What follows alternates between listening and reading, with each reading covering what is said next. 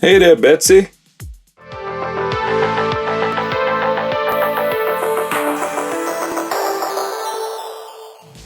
Geeks was poppin'. MAFEX, however you say it. Psylocke from the X-Men. Now, this was released originally in the fall of 2021, but has been recently re-released at Big Bad Toy Store, going in and out of stock at a fevered pace. Hopefully you're able to get your hands on one. Let's check out the box.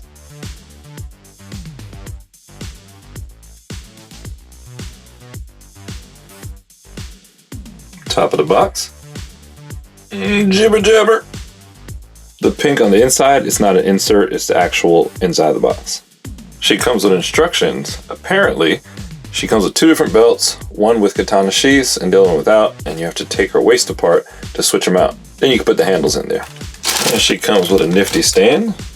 Probably gonna have to tighten it up as usual. And she's got plenty of accessories. So she's got that katana belt there with the sheaths, and then she's got two katanas, and then two katana sheaths. Now these don't have swords in them, the handle's just detached, so you can put them onto that belt if you're gonna use it. Then she's got 4 sets of extra hands, and her psionic effects are attached in the back.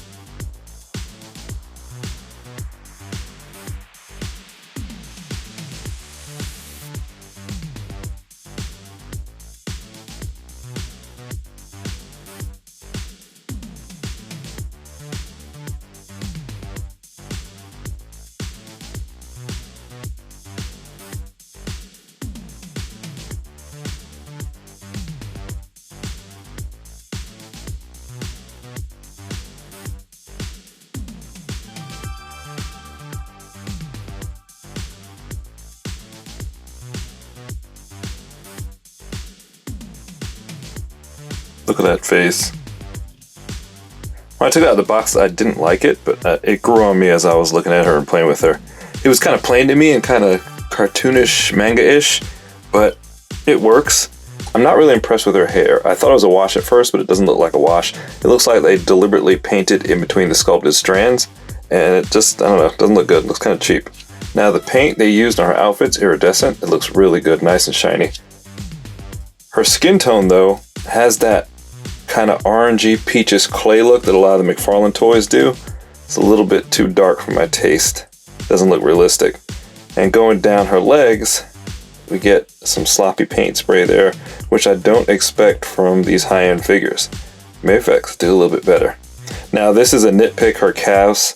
They don't look like the calves of a ninja or athlete. They look kind of puny. I would have liked it if the bottom of her legs looked a little bit more muscular, but that's just a personal preference there. Overall, she does look sweet though. Alright, this head, you get a 360 around, watch that ponytail. Ninja tilt left, ninja tilt right. Great range looking down.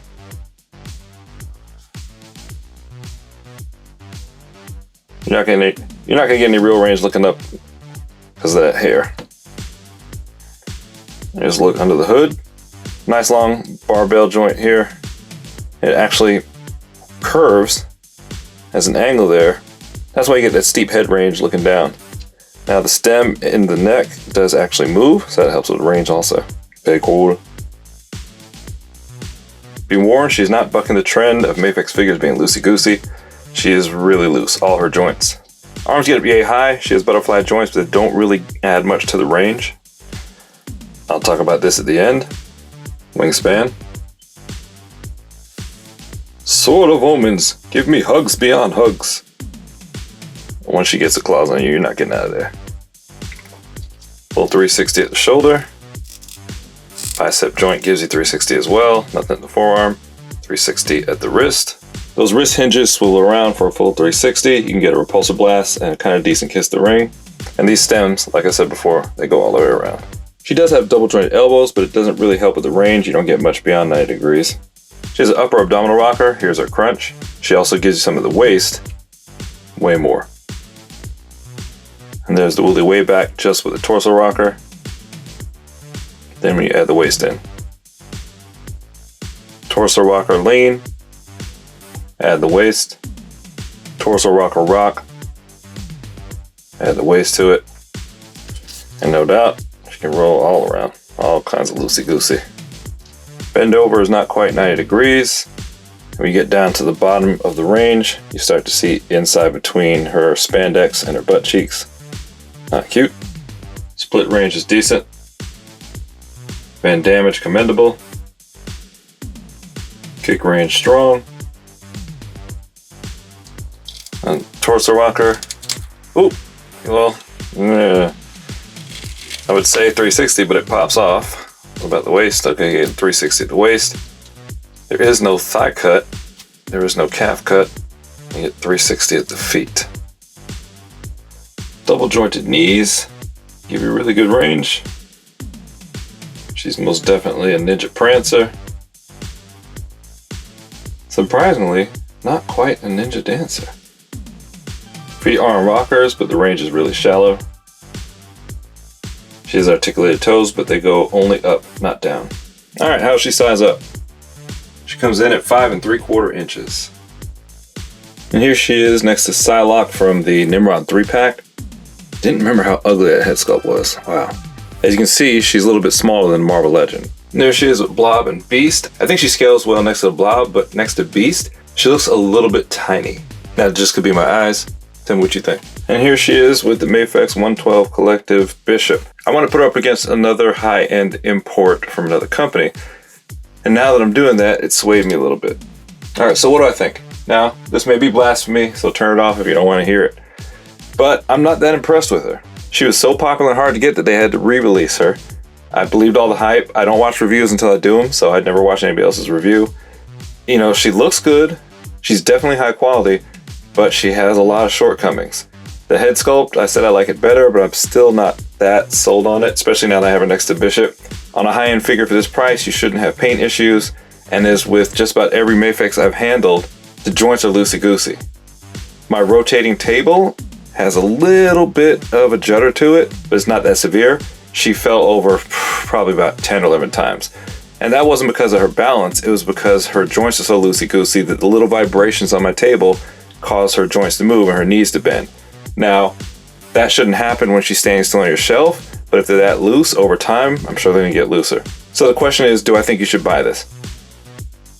My answer is yes, if you want a high-end Psylocke, because you're not really getting another version of her this high quality. Would I buy it again? Maybe. But after reviewing this Bishop so close to this Psylocke, I'm gonna re-examine what I'm buying because I think my money might be better spent on the 112 Collective, depending on the figure. I'm not that big into the spandex look on a lot of figures, but just, it's a huge difference for the same price. Bishop and Psylocke, I think, were within $5 of each other, and the Bishop is leaps and bounds above it. I don't know. Talk to me in the comments, let me know what you think. Do you collect both of these lines? Are you into MAFEX and 112? Have you compared them?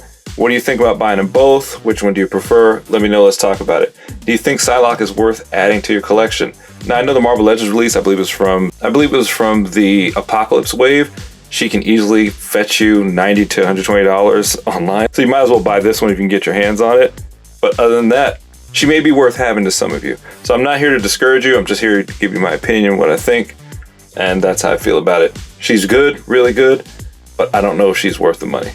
All right, sound off in the comments. Let's talk about it. Make sure to hit that like button, subscribe, turn notifications, share a link with another friend that loves the plastic. Thanks for coming back and supporting the channel. Till next time, geek out.